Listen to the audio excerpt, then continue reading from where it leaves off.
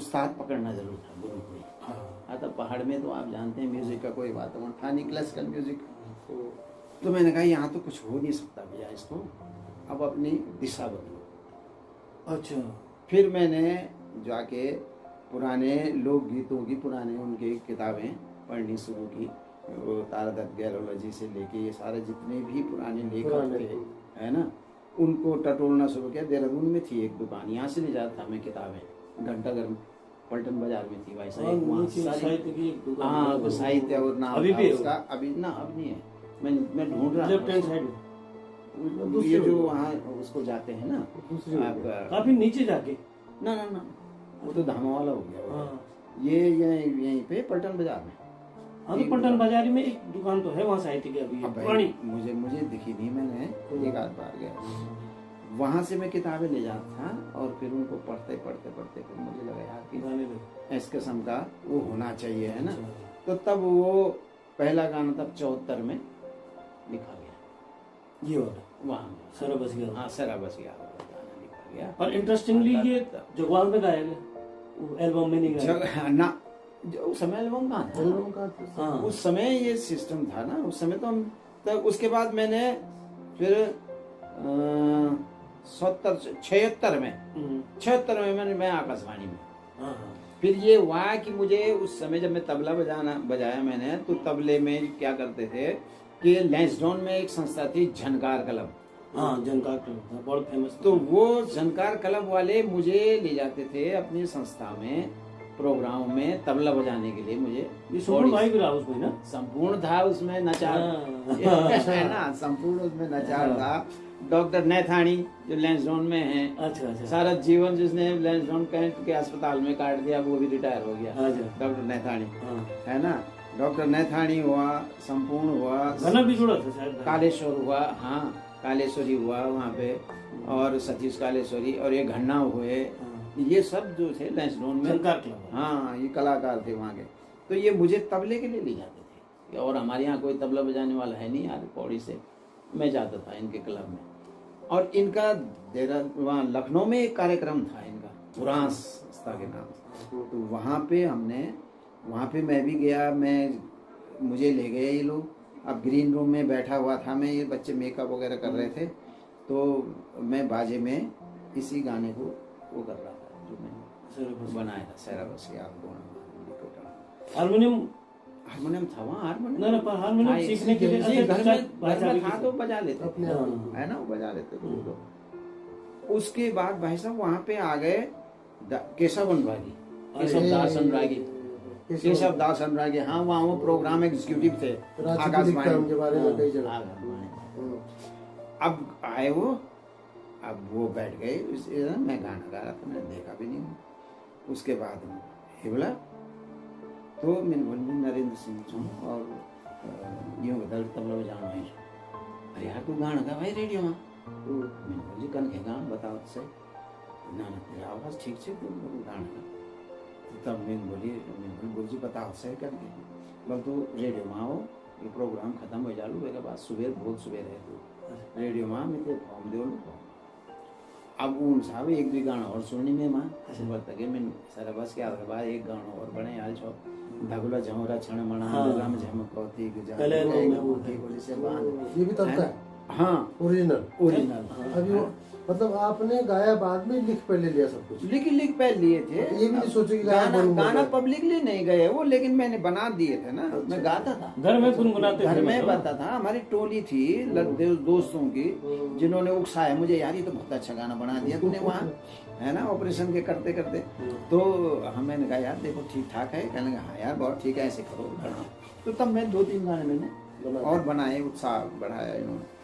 अब उसके बाद वाकई मैं ऑडिशन के लिए बुलाऊंगा, चले गए घर में चिट्ठी आ गई आकाशवाणी, आप ऑडिशन के लिए इतने दिन लखनऊ तब नजीबान नहीं बना। गया था मैं वहाँ, जाते साल भाई साहब मेरी आवाज़ जल गई, कुछ घबराहट से भी और कुछ घबराहट भी हो गई रेडियो में, पता नहीं करते हैं नहीं करते हैं ये था। अच्छा मैं सीधे गया अनुराग जी के उसमें केबल में, मैंने कहा अनुराग जी ये चिट्ठी तो आ गई आपकी, लेकिन मेरी आवाज़ बैठ गई। तो उन्होंने कहा चल कोई बात नहीं, मैंने कहा तू ऊंचा मत गा, नीचे जितना गा सकता है नीचे गा। अच्छा तो अनुराग जी ने बड़ी मदद की। उसके बाद उन्होंने मेरे वहाँ इनका जज वही थे। ऑडिशन लेने वालों को पता नहीं चलता है, अच्छा जो कांच का वो होता है अंदर बीच से रहता है, में, उसमें वो चादर लगा देते हैं, अच्छा दिखे नहीं, हाँ। ना इनको कलाकार दिखे ना कलाकार को ये दिखे। हेजिटेशन दोनों के लिए ठीक ही रहता है। हाँ दोनों के लिए नर्वस हो जाता है ना, नर्वस भी हो जाता है और कहीं जान पहचान पता लग जाता है क्या, तो वो नाम नहीं लेते हैं, नंबर के हिसाब से बुलाते हैं। तो मैं गया तो अनुरागी जी ने इनसे कह दिया अच्छा कि यार इस लड़के को मैंने सुना हुआ है, आज इसकी आवाज बैठी हुई है, लेकिन इसको पास फेल मत करना, इसको पास करना है, मैंने इसको सुना हुआ है बहुत अच्छे से, है ना, आप इसको पास कर दिया मुझे। अनुरागी जी का काफी वो था, वो इसके संगीत के और लोक संगीत के तो वो थे ही वो मास्टर। बस वहाँ पे जाके वो हुआ भाई साहब। गाना कौन गाया होगा याद है? गाना मैंने ये गाया, धगलो झोंरा छण मना, एक ही नहीं 2-3 गाने पूछे अच्छा, उन्होंने ना। फिर उन्होंने लोकगीत ज्यादा पूछे। अच्छा अच्छा फिर मैंने मांगल से लेके जागर के उससे लेके और ये जो मैं तैयारी करके गया था, है ना, वो सब मैंने लोकगीत गाए। फिर एक आध रचना अपनी भी गाए, अच्छा पुराने गीत, तो वो गाए तो पास हो गए। अब उन्होंने फिर उसके लिए पहली रिकॉर्डिंग के लिए बुलाया। पहली रिकॉर्डिंग हुई धगला झोंरा छण मना। पहले आपकी हाँ बस जो जस दे दण दे जई देशो मात देश मेरा मेरा देश, ये सब। अब मैं घर में जाके फिर चिपक गया।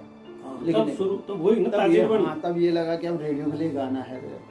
अब वो हुआ। उसके बाद मैं जब गाना रिकॉर्ड हो गया तो अनुरागी जी के पास गया मैं, तो अनुरागी जी ने कहा तेरा एक गाना तो आज ही जाना है शाम को। हैं? हाँ, तो अब उनकी ग्राम जगत वगैरह कुछ आते थे वहाँ, गला बैठाई। है ना, ना ना उनकी बात की बात बता रहा हूँ ना। अच्छा, जब पास हो गया मैं, हाँ, जब पास। मैंने रिकॉर्डिंग पहली रिकॉर्डिंग हुई जब, हाँ, वो तो ऑडिशन में हाँ, बैठा तो था, ऑडिशन में हाँ। टेस्ट था। लेकिन जब मैं एक महीने बाद रिकॉर्डिंग फिर बुलाया किया, गया। हाँ, तो तब रेगुलर जब पास कर दिया उन्होंने, तो फिर वो बुलाने लगे। अब वहाँ जाके मैंने कहा मैं अनुरागी जी ईयर में जो जाता है वो सुनना चाह रहा हूँ। अच्छा, अब ये था भाई साहब कि ये ईयर में जाती है आवाज और उसके बाद रेडियो उसको कच करता है और तब जाके लोग सुनते हैं। हम भी जैसे सुनते थे ना, जाते हुए देखनी है। हाँ, मुझे ये देखना है कि मेरी आवाज रेडियो से कैसे लगती है। तो उन्होंने भाई साहब मुझे एक कमरे, वो जान के मेरी उत्सुकता की इसको वो है ना, तब मैं एक कमरे में बिठा दिया। उन्होंने कहा सुन, ये चल रहा कार्यक्रम चल रहा है, बीच में आएगा तेरा गाना, सुनते रहे, सुनना। तो मैं उस कमरे में अकेला बैठा रहा, इंतजार करता रहा कब मेरा गाना लगेगा, कब वो रेडियो से, तब वो अंदर रेडियो रखा हुआ था एक उस कमरे में, तब सुना भाई साहब। तो तब लगा कि हाँ यार ऐसे और उन्होंने सुना होगा। वो तो सभी जगह गया ना रेडियो में। फिर में सब हम धीरे धीरे धीरे लोगों को, अच्छा लखनऊ में ये दिक्कत थी कि वहाँ ये वेदर की वजह से बहुत कड़कड़ कड़कड़ करके आवाज बहुत आती थी भाई, रेडियो हाँ लखनऊ से। हाँ, सही है बात ना, है। हाँ, मतलब ढंग से नहीं सुना जाता। जो 5:55 के समाचार आते थे उसके बाद वहाँ से शुरू हो जाता बिल्कुल ककड़ाहट शुरू हो जाता। उसके बाद क्या हुआ कि ट्रांसफर कर दिया सारे जो उत्तराखंड के कलाकार थे वहाँ नजीबाद स्टेशन ट्रांसफर कर दिया। तो अब ये यहाँ नहीं आएंगे, इनके घर 78 में इन्होंने हमको ट्रांसफर कर दिया। अब हम नजीबाद से गाने लगे। अच्छा, तो नजीबाद का बहुत पावरफुल स्टेशन था, हाँ, बहुत बढ़िया। 100 किलोवाट का। अनुरागी जी भी आ गई है। ना अनुराग बहुत बाद में आए, अच्छा, या दूसरे थे वो, है ना। एक तो क्या थे वो कनवाल जी, वो तो चक्रधर कनवाल जी थे और एक कुमाऊं के वो थे।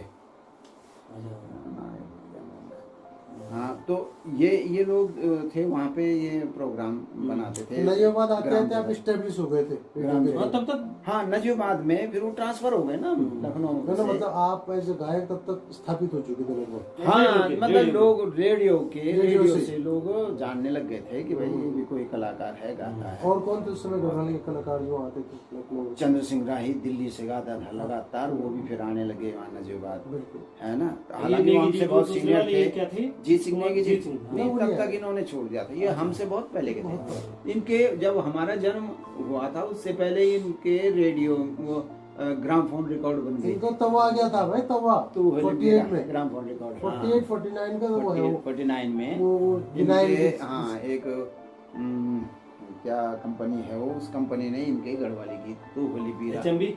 HMB ना, एक और पी उसकी पहचान नहीं होती बेचारों को कभी, ये भी है। नहीं उस जमाने में जीत सिंह नेगी के अलावा किसी को लोग जानते नहीं थे भाई।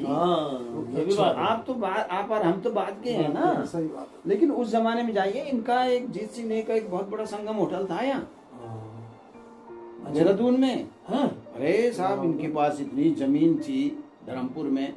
उस अभी जो मकान हुआ गए हम कई बार। उन्होंने वो अपनी सारी रिश्तेदार बसा दिए ना उधर। आप धर्मपुर में इनके घर पे जाएंगे तो बगल में इनके चाचा, इनके ताऊ, इनके ये बहुत लोग। वही उसी दौर में जब आपका ये डेवलपमेंट हो रहा था, उसी दौर में गोपाल बाबू गोस्वामी भी था उधर से। अब देखिए गोपाल बाबू गोस्वामी, तो गोपाल बाबू गोस्वामी का पीरियड ये था कि ये थे सॉन्ग एंड ड्रामा डिवीजन में, आकाशवाणी में। तो हमको जो फीस क्या मिलती थी रेडियो से, उस जमाने में जब नजीबाबाद में हम जाते थे तो नजीबाबाद में हमको आने जाने के अलावा 200-250 रुपए वो फीस मिलती थी, है ना। अब वो मिलती थी, लेकिन ये जो ड्रामा डिवीजन वाले हैं, इनकी आधी फीस जो थी इनके डिपार्टमेंट को चली जाती है। उसमें कॉलम होता कि आप सरकारी कर्मचारी हैं या आप। अब मेरी नहीं कटती थी, मैं भी सरकारी कर्मचारी था, तो आप उस डिवीजन में नहीं थे। उसकी वजह ये थी कि उनका काम ही वो गाने बजाने के लिए रखे हुए हैं सॉन्ग एंड ड्रामा डिवीजन में। लेकिन उनको तनख्वाह के अतिरिक्त वो मिलता था। आपका ये माना जाता था आप तो अलग से यहाँ। मैं तो वहाँ टाइप करने के लिए बाबू रखा हुआ था, है ना, मेरा ही पैसा नहीं था। तो वो उस पैसे की वजह से उनकी आधी फीस कट जाती थी।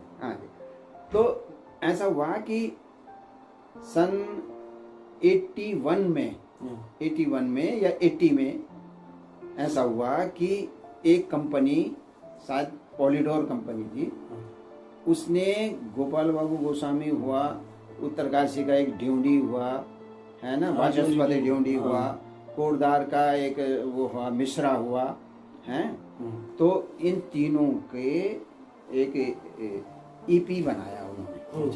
एक मतलब एक तो LP होता था, बड़ा वाला चक्का, एक उससे छोटा होता था। हाँ, तो बड़े में ज्यादा गाने आते, ज्यादा मतलब 5-6 गाने, है ना।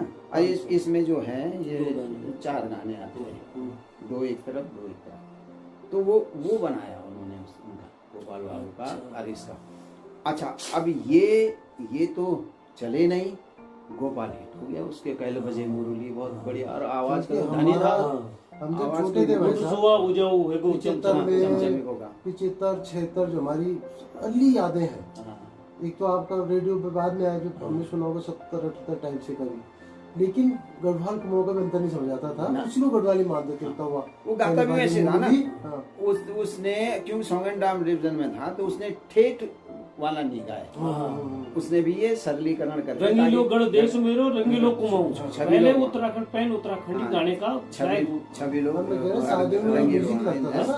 शादियों की म्यूजिक में गोपाल बाबू के अलावा एक समय में गढ़वाल का हमने कुछ नहीं सुना।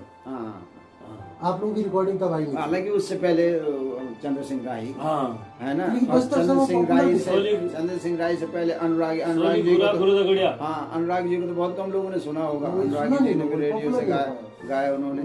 और उसके बाद तब ये जीत सिंह तो थे पहले से। जीत सिंह तब ये टी सीरीज वाले कैसे पहुंचे आपके पास? बहुत पुरानी बात की बात। बहुत बात। हाँ, अब वो कैसेट कहानी, कैसेट कथा भी अलग है।